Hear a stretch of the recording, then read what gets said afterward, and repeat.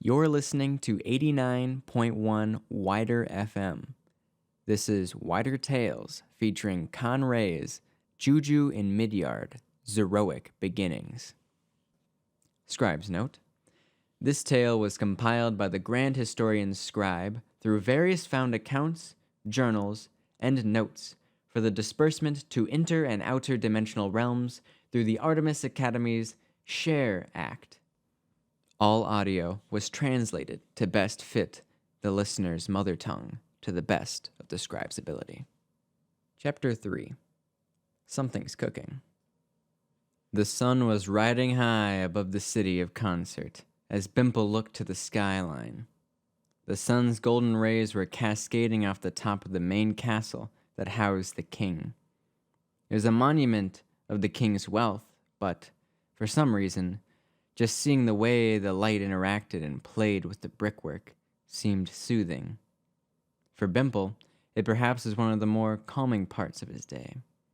You know, with the family homestead being burnt to ashes and having to take on a larger role he never had to do before without any system of support.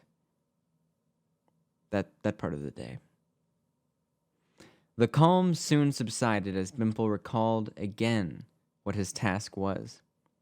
He noticed a poster on a nearby brick wall that read, "Come see the great Albiano of Concert. Tonight. In concert, in concert." And below the text was a picture of this supposed Albiano of Concert's profile. As Bimple studied the words that he could not read, an old man who matched the exact profile and look of the one on the poster walked past. Bimple was bewildered at the sight of such a man in person. The man's beard was longer than him. His equally long robes were baked in the most beautiful shimmers of distant constellations that covered his aged, thin body. If you were to look closely, you may even catch the flash of a shooting star beaming across the darkened sapphire fabrics. His hat was very humorous, though. It was pointy, as if to offset the point of his whitened beard. Even Bimple could spot a wizard as eye-catching as this one. He did walk briskly for an old fellow, which suggested something abnatural rattled in these old bones. "Sir! Wait, sir! I have to ask you a question, please, sir!" Bimple pleaded to the wizard as he tried to ignore him. "Sir!" "What? What is it, you snot-nosed child?" the wizard said while turning in a flash. The boy finally had a clear look at the wizard's face. A gaunt face, sunken eyes that have seen more than a farm boy could even comprehend, tenfold. By pure instinct, Bimple saw the old magic man's teeth and swore one had belonged to a dragon. I was wondering if you knew where I could find a wizard?" Perhaps Bimple could not spot a wizard as eye-catching as this one. "What? Do you see before your very eyes the unfathomable cosmic wizard such as I, Albiano of this city's very name?" The wizard was usually not as taken aback at this, especially from a child. "Who?" "Me, you snot-nosed rat. I am the great wizard of this city." "Oh, do you want to be my wizard then?" "You are an obese, groveling ball of lard. I would nay say that you are more blubber than you are a human child. I would not let you touch my robes even but for a moment to appreciate their fine and intricate weaves and silks of velvet cashmere and caviar galaxies. Nay, I would not even let you stand in my shadow." Does that mean yes? "No! I spit in your face." He audibly railed back before casting a loogie at the boy's face.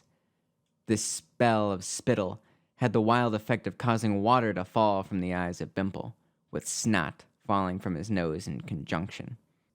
Albiano scoffs before turning back, to his swift walk away.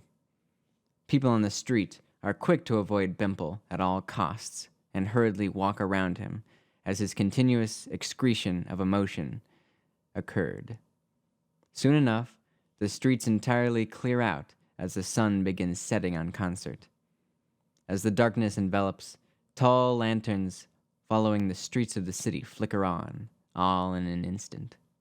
Bimple sniffles and calms down in the lamplight and looks once more to the skyline.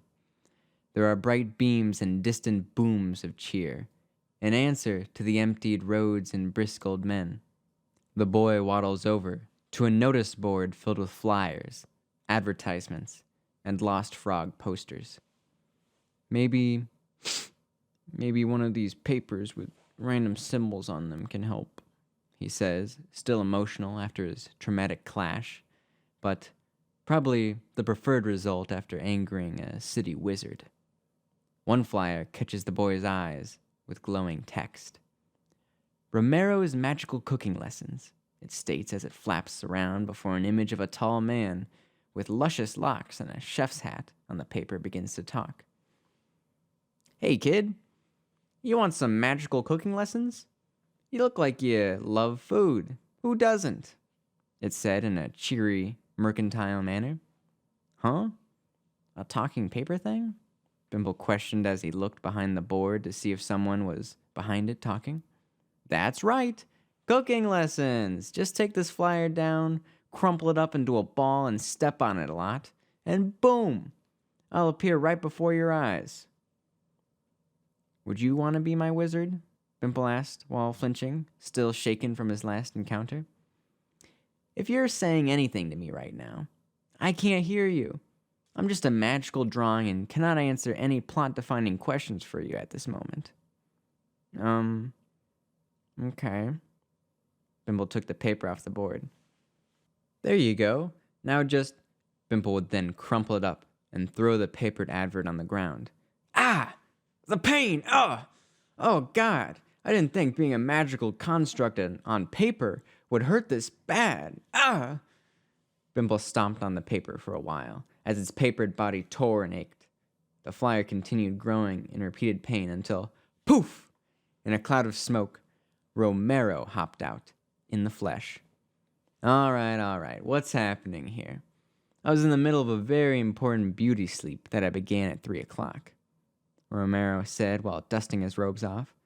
Compared to the last Grumpus, this man was more relaxed. But who wouldn't be? No, but the man's robes were that of a bath rather than the fine silks of non-mannered ilks of before. Are you a wizard? Well, not just anyone can be summoned from a paper that I bought from the print shop. It's me, Romero, at your service, my small friend. And the kind wizard took a bow. Bimble clapped in excitement.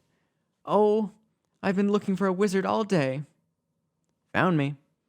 Now, how's about those cooking lessons you summoned me for, eh? Bimble's first challenge. Telling the truth. Romero, I actually wasn't interested in the cooking lessons. Not that they would not be good, but I was going to ask if you would be my wizard to guide me. I'm trying to be a hero and, here, look at this thing. Bimble pulled out the permit he was given by Filesalot with a shaky hand. The boy was full of anxiety after his second traumatizing moment of the day. Romero inspected the paper with one eye closed. I suppose becoming a hero's wizard would be quite appealing, he said, tapping his chin with a thoughtful squint. I could finally locate some ingredients that the merchants simply refuse to sell me. All right, little buddy, you've got yourself a deal. Oh, that's a Mazandamus. I can't believe it. The first wizard I ask, and he says yes. First time really is the something good. You took the words right out of my mouth. Ha ha! The wizard laughed in a hearty way as he gave Bimble a pat on the back. Plus, no one was really asking me for cooking lessons anyways. You got a quest you're wanting to start with that thing? He said in reference to the permit. Well, I haven't thought of that far yet.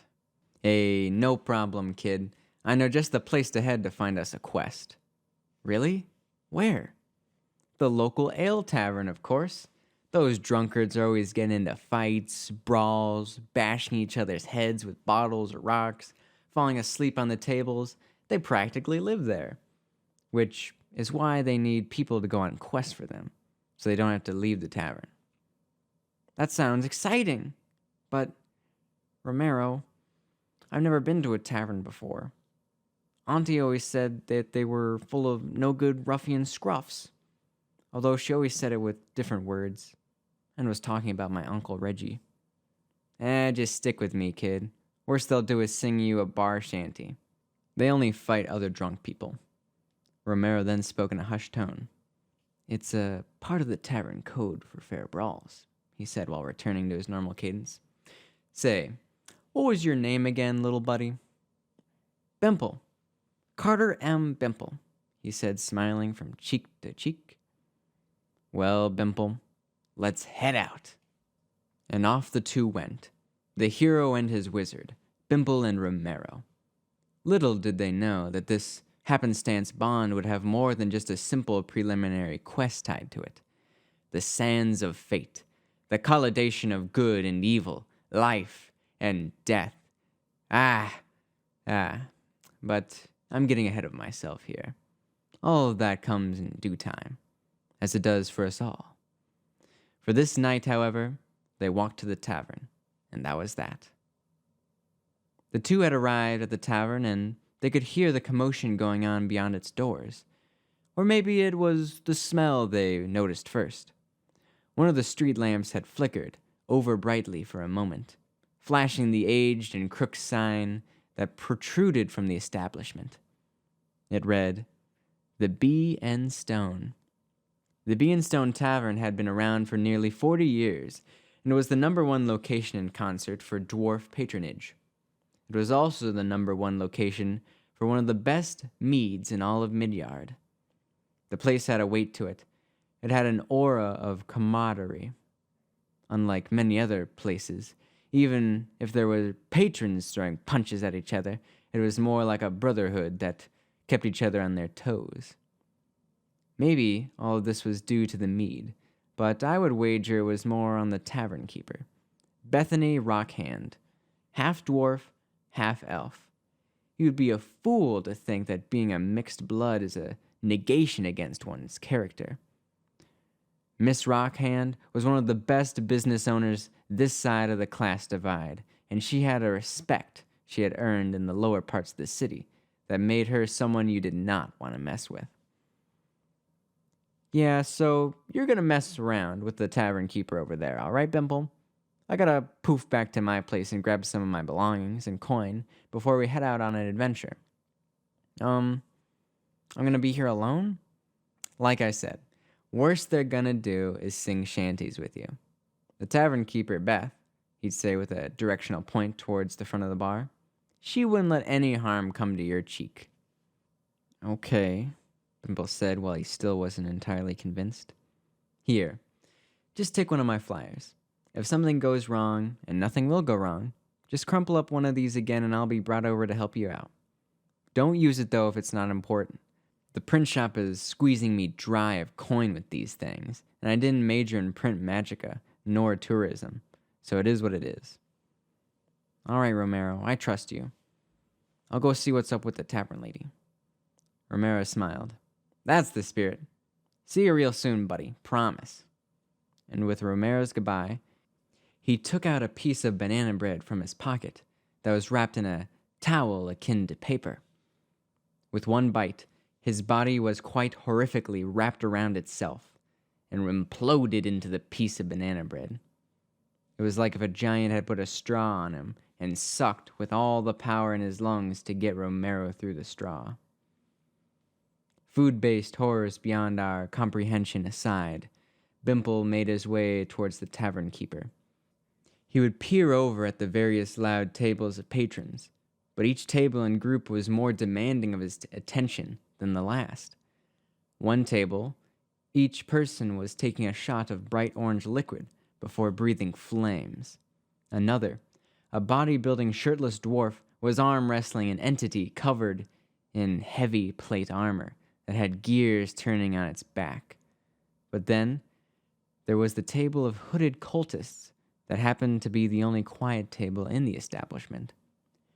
One dark-hooded figure lifted a sleeve, and out of the robe a snake slithered, consuming a rat that was lying dead in the center of the table.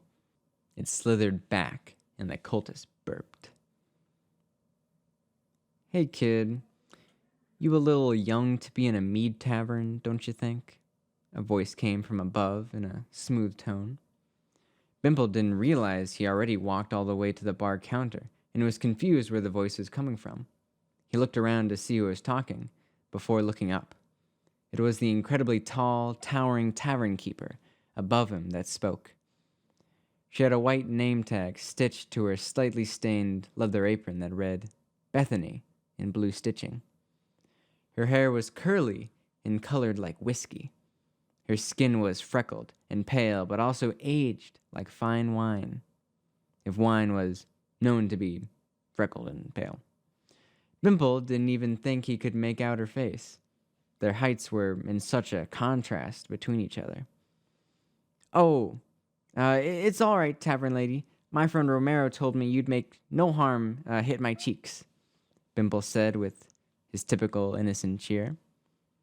"Did he now? How interesting," Bethany said while folding her arms. She continued, "Did Romero say or mention any of the gold he still owes me?" No, I don't think so. He just complained about spending coin on new flyers, and he said he was getting his stuffs from his house before we head out to adventure. He's my hero wizard guy." "Oh, really? So he's coming back here to get you then, before you head out on this adventure?" she said, trying to hide her agitation for the wizard while also keeping her kind image consistent for the boy. "Yep, he should be here soon." "How wonderful. Please, take a seat at the bar. I'll get you something sugary to drink while we wait for him," Bethany said as she aggressively clasped her hands together, and her sentence ending sharply when her final word referenced Romero. "Thank you, Bethany. I appreciate your kindness," Bimple said with manners before plopping down on a bar-side stool. With 2 quick moves of her arms, Bethany had already poured a hot cup of honey and milk and slid it over to Bimple with ease. "Thanks, hon. And you can just call me Beth. Let me know if you need anything. But right now I have to tend to my other patrons. I'd stay put here and wait for Romero." The name came out sharply from her mouth, same as before, as she then walked to the other side of the tavern. Without any words, Bimple gave a thumbs up as he guzzled down the deliciously sweet concoction. Looking to his left, there was a dwarven rogue whispering in his sleep, face planted in the counter. "Golden Goose Casino.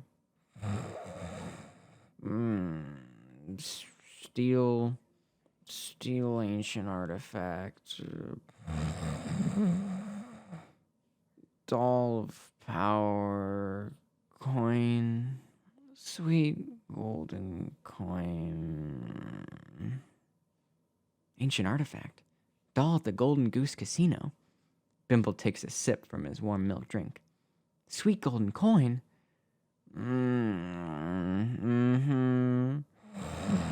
That's what said. Yum, yum.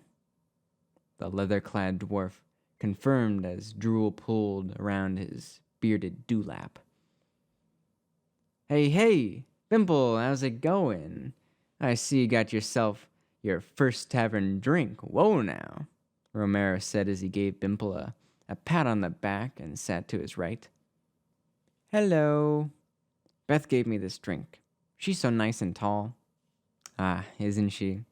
Romero said as he inspected his new backpack and satchel that were fastened to himself. Yeah, she was also saying something about you owing her gold or something like that. I wasn't paying much attention. Yeah, we should probably head out. And Romero was suddenly lifted forcefully from his seat, grabbed by the neck of his robes, and slammed into the nearby wall of the tavern. This caused various displayed drinks to shake and clank as everyone in the establishment went silent. The rock hand belonged to Bethany. You got a lot of nerve, Romero. Having me babysit while the coin you still owe me isn't anywhere to be seen. Plotting an adventure while wasting your money on party trick flyers? Coming here right before you leave? You are either stupid or have the spheres of an ogre. Hey, look, all right? The flyers are for my job. How can I pay you back if I don't focus on my job? Need to spend money to make money, right? Yeah? The cooking business treating you well? Boom! Romero was slammed in the wall again. Tavern drink display quaking. Tavern patrons cheering the violence.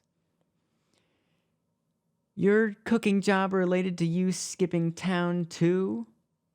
Romero coughed. Well, not really, but I'm in the process of transitioning into the hero wizardry business. On account of my little friend down here. Well, you should thank the delights, because your little friend is the only thing keeping me from popping your coinless head off and selling what's left of you to the Timberwolf food plant, Bethany stated coldly as she tightened her grip around his pale neck. I thank him every day. I was actually coming here to make a purchase from you, Romero said with a wide smile, sweat casting from his brow. Bethany just laughed. You want to make a purchase from me? You have no coin, robed fool. And even if you did, I would not sell anything to the likes of you. How about a trade? I've got something with your name written on it. Bethany laughed again, but her laughter was stifled upon seeing Romero pull out a chrome-armored contraption. You have one of those? Course I do. You know who you're talking to? I'm literally the guy for this. What do you want for it? Nothing too crazy. I'll still owe you the debt of coin that is rightfully yours, but that can be taken care of later. For this trade, all I ask for is a bottle of your finest liqueur and 2 rooms for the night. Not a huge ask, eh? I think everything you've put me through marks you personally as a huge ask. But you have a deal. However, if you come back to this city without my money, little friend present or not, I'm going to stuff you inside that chrome machine myself, Bethany said as she dropped Romero to the ground. Show's over, folks. Get back to drinking, Bethany said as the tavern folk groaned. They were excited to see a wizard get his head popped off. She kicked a large wooden music box, and soon enough, whimsical lute music started to fill the tavern. This was enough for the drunkards to move on, and they began to terribly sing shanties in their mixed-up, slurred speech. Romero dusted his robes off as he handed Bethany the 4-legged, armored contraption. It had 2 mouths on the top that housed the fiery innards of a dragon or flame elemental that lay sleeping inside. It even had a strange tail that was used to operate it. Bethany begrudgingly handed Romero 2 keys for the rooms and a bottle of glowing red liquor. You can stay till breakfast. Then you're out of here. Got it? Of course, I wouldn't be here any longer any other way, Romero said with a smile. Bethany walked away to the other side of the bar as she set up the contraption near the drinks. Bimple giggled. I think she likes you. Oh, Bimple. People shouldn't show love through violence. No, she's just a businesswoman looking for her rightfully owed coin. You ready to sleep? I'm sure you've had a long day, eh? Bimple yawned. Yeah, I have. He looked down into his now empty milk glass. Here's your key for your room, then. We'll eat breakfast, then figure out what we're all doing tomorrow. Sound good? Okay. Thanks for showing me fun things at this tavern. Hey, don't mention it, kid. Now the two had taken their respective keys and went upstairs to sleep. Before slumber, Bimple had to send his good wishes. Good night, Romero. Sleep well and have good dreams. Night, kid. Hope you have good dreams too, Romero said, throwing Bimple a gesture of 2 finger wands. They both went to their rooms, off to sleep. This has been Juju and Midyard, Zeroic Beginnings by Con Ray on WIDR FM's 89.1 WIDR Tales series.